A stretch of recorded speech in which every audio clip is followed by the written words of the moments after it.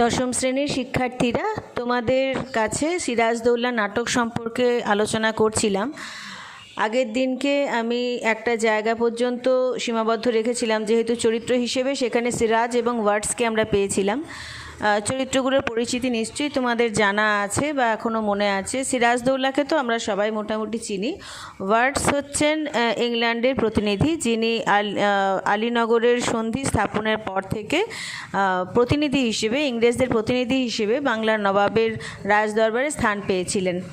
তো এর পরের যে অংশটা আমাদের কাছে বেশ আকর্ষণীয় হয়ে উঠবে, তার প্রধান হিসেবে আমরা এখানে সিরাজকে তো পাচ্ছি। ধরো, তিনি তো কেন্দ্রীয় চরিত্রের অধিকারী। মসিয়েলা এই চরিত্রটি হচ্ছে ফরাসি চরিত্র, এবং যেহেতু ভারতবর্ষের বাণিজ্য ক্ষেত্রে ফরাসিদের একটা বড় ভূমিকা ছিল ইংরেজদের পাশাপাশি, এবং তারা বাণিজ্য কুঠি নির্মাণ করেছিল চন্দননগরে, কারণ চন্দননগরকে ওরা নিজেদের ব্যবসা বাণিজ্যের একটা ঘাঁটি হিসেবে বেছে নিয়েছিল। আর নবাব সিরাজও তাদেরকে সেই সহমত পোষণ করেছিলেন, বা তার আগের যিনি ছিলেন আলীবর্দী খাঁ, তিনিও তাদেরকে সাহায্য করেছিলেন। আর এখনও যদি তোমরা চন্দননগরে যাও, তাহলে কিন্তু ফরাসিদের ওখানে বসবাস লক্ষ্য করবে। এখনও ওদের পূর্বপুরুষদের অনেকের, পরবর্তী প্রজন্মের অনেকেই কিন্তু এখানে থেকে গিয়েছে। তো যাই হোক, এখানে মাসিয়েলা যে জায়গাটা থেকে এসছেন তার ঠিক আগের থেকেই আমি শুরু করছি। পাতা সংখ্যা 85, রাজবল্লভ চরিত্র দিয়ে শুরু করছি। জাহাঁপনা, একটু অপেক্ষা করুন রাজা। মসিয়েলা, মানে যখন ওয়ার্ডসকে দরবার থেকে বিদায় নিতে বলা হলো এবং তিনি চলে গেলেন, বিষয়টা রাজবল্লভের পছন্দ হলো না। ফলে তিনি জাহাঁপনাকে, অর্থাৎ সিরাজকে কিছু বলার জন্য উদ্যোগ নিয়েছিলেন, কিন্তু যেহেতু মসিয়েলা তার সভায় একজন অতিথি হিসেবে আছেন, সুতরাং তার কথা শোনাটাও কিন্তু রাজার, নবাবের প্রধান কর্তব্য বলে তিনি মনে করেছিলেন, এবং যার জন্য রাজবল্লভকে অপেক্ষা করতে বলে তিনি মসিয়েলার সঙ্গে কথোপকথন শুরু করলেন। Monsieur Law, at your command your excellency. সিংহাসনের সামনে গিয়া কুর্নিশ করিলেন। সিরাজ, তোমাদের কাছে আমি লজ্জিত। তোমরা ফরাসিরা বহুদিন থেকেই বাংলাদেশে বাণিজ্য করছো। আমার সঙ্গে কখনো তোমরা অসৎ ব্যবহার করনি। ইংরেজদের সঙ্গে তোমাদের বিবাদ আজকাল নয়, আর এদেশের কোনো ব্যাপার নিয়েও নয়। সাগরের ওপারে তোমরা পরস্পরের টুঁটি চেপে মারলেও আমার কিছু বলবার থাকে না। আমার রাজ্যে তোমরা শান্ত হয়ে থাকো, এই আমার কামনা। ইংরেজরা আমার সম্মতি না নিয়ে চন্দননগর অধিকার করেছে। সমস্ত ফরাসি বাণিজ্য কুঠি তাদের ছেড়ে দেওয়া হোক, এই মর্মে দাবি উপস্থিত করেছে। তোমরা প্রতিকারের আশায় আমার কাছে উপস্থিত হয়েছ। Monsieur Law, we have always sought for your protection, your Excellency.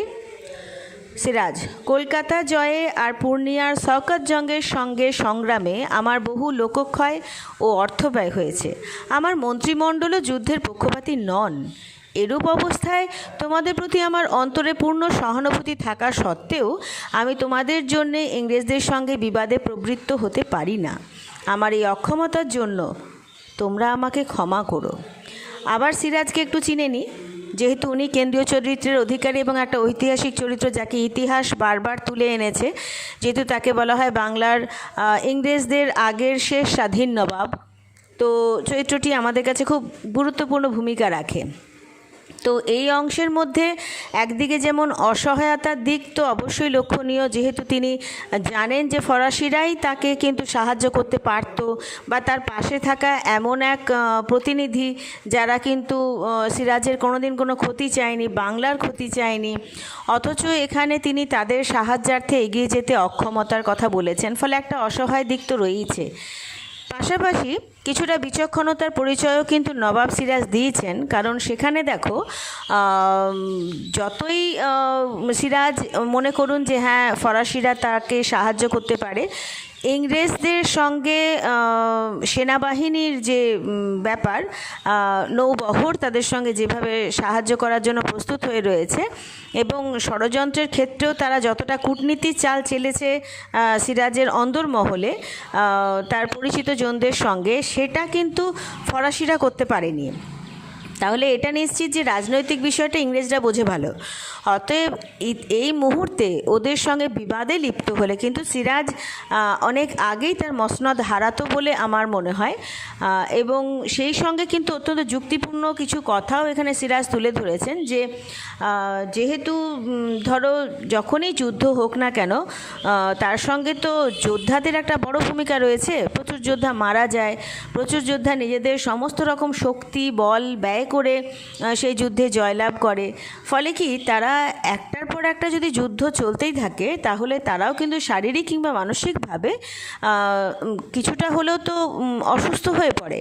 এবার এইরকম একটা পরিস্থিতিতে যদি আবার তাদেরকে যুদ্ধের জন্য রাজি হতে বলা হয় তখন কিন্তু স্বাভাবিক মানুষ হিসেবে যেটা হয়ে থাকে সম্মতি জানানো কিন্তু সম্ভবপর হয় না। হয়তো নবাব সিরাজ যদি বলতেন তাহলে কি প্রজারা অস্বীকার করতো, সেটা নয়, কিন্তু নবাব মানেই তিনি সর্বেসর্বা প্রজাদরদি হবেন না এমনটা তো হওয়ার কথা নয়। ফলে প্রজাদের কথাও তাকে ভাবতে হয়, সৈন্যদের অবস্থানটাকেও তাকে স্মরণে রাখতে হয় এবং সেই স্মরণ থেকেই তিনি কিন্তু বুঝতে পেরেছেন যে এই মুহূর্তে যদি আবার যুদ্ধের জন্য প্রস্তুতির কথা বলা হয় তাহলে কিন্তু সভাসদরা কেউ তাকে সম্মতি জানাবে না এবং সেক্ষেত্রে একটা বড় সড় বিরোধিতার সম্মুখীন হতে হবে নবাবকে। এগিয়ে যাচ্ছি। সভা কিছুকাল স্তব্ধ রহিল। মসিয়েলা মাথা নত করিয়া দাঁড়াইয়া রহিলেন। তাহার পর ধীরে মাথা তুলিয়া নবাবের দিকে চাহিলেন, ক্ষুব্ধ কণ্ঠে বলিলেন, your excellency, you refuse us your help, your protection, though with great reluctance. I appreciate your feelings.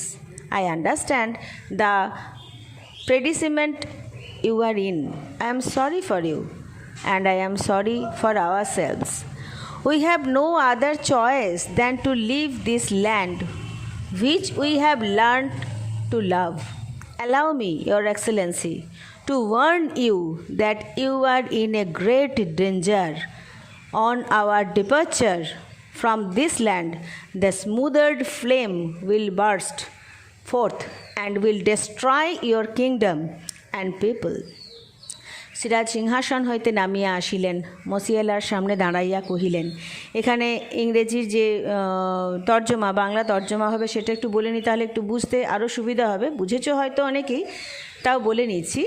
যেহেতু মসিয়েলা একজন ফরাসি প্রতিনিধি যারা প্রতিনিয়ত ইংরেজদের দ্বারা আক্রান্ত হয়েছে, নবাবের পাশে থাকার চেষ্টা করেছে, ফলে সে যা ফিল করেছে, অনুভব করেছে এই পরিস্থিতিতে, সেটাই কিন্তু সিরাজকে জানাতে চেয়েছে। সেখানে ও বলছে বা উনি বলছেন, আপনি আমাদেরকে আপনার সাহায্য ও সুরক্ষা দিতে অস্বীকার করছেন, যদিও এটা খুবই অনিচ্ছার বা বিতৃষ্ণার।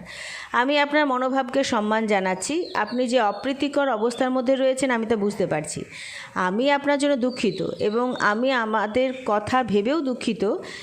যে দেশকে আমরা ভালোবাসতে শিখেছি তাকে ত্যাগ করে যাওয়া ছাড়া আমাদের অন্য কোনো পথ নেই। অনুমতি নিয়েই বলছি জাহাপনা, আপনি কিন্তু বড় বিপদের মধ্যে রয়েছেন, এটুকু আপনাকে সচেতন করতে পারি। আমাদের এই দেশ ত্যাগ করার সঙ্গে সঙ্গে একটা চাপা আগুন জ্বলে উঠবে এবং এই রাজ্য ও মানুষদের ধ্বংস করে দেবে। অত্যন্ত ভয়াবহ একটা সতর্কবার্তা।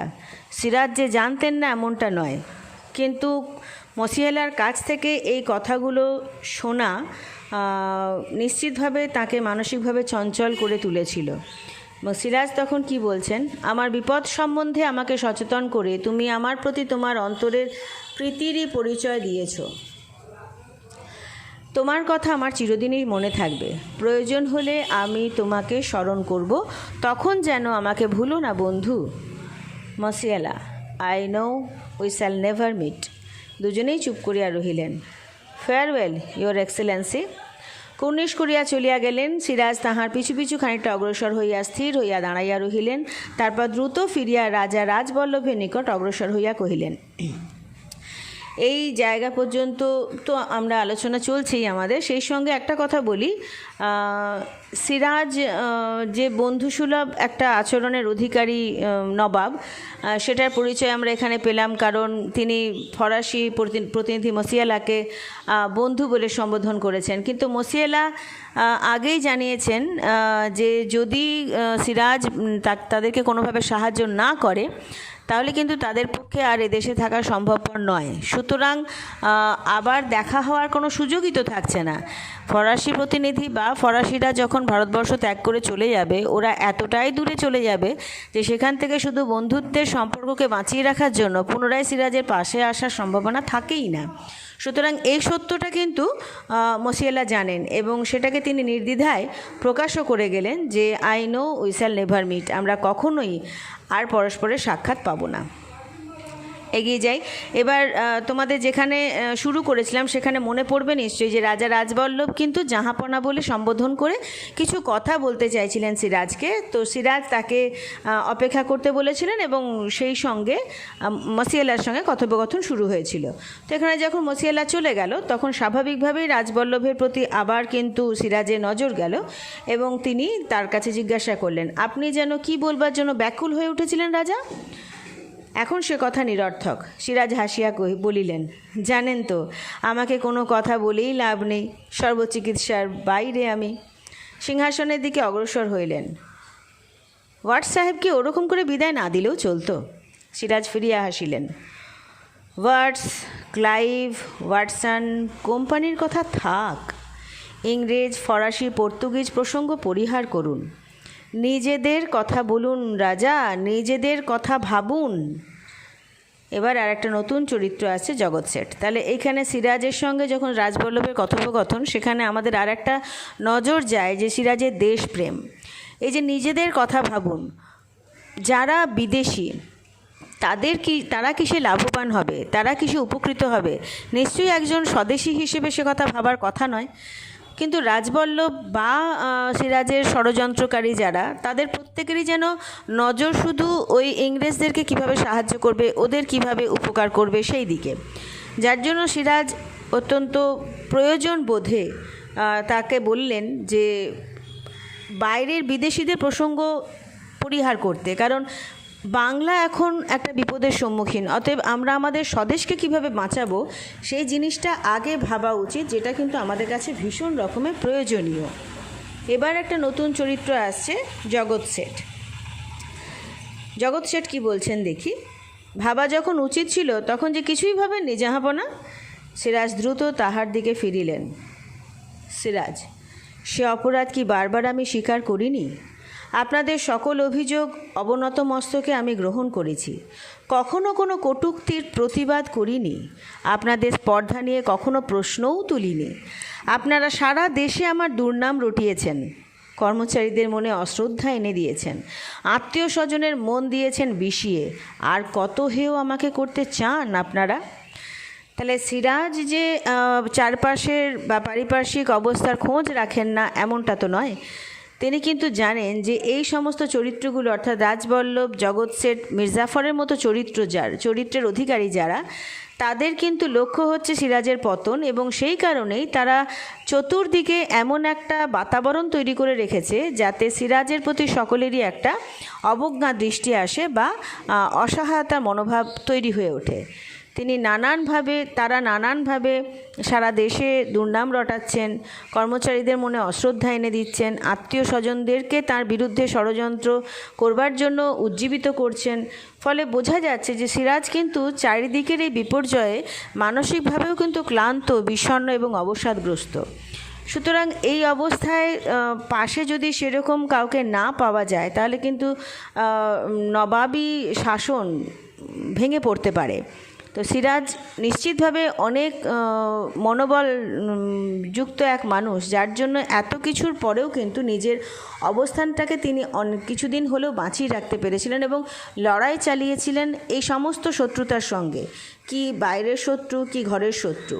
তো এইভাবে আমরা এই 86 পাতা পর্যন্ত অংশটাই আজকে থাক, যেহেতু এরপরে বেশ কিছু চরিত্র একত্রিতভাবে নানান কথা বলবে সিরাজের সাথে, তখন আবার সেই সমস্তগুলো ব্যাখ্যা বিশ্লেষণে কিন্তু একটু সময় লাগবে। ঠিক আছে, আজ এই পর্যন্তই থাক।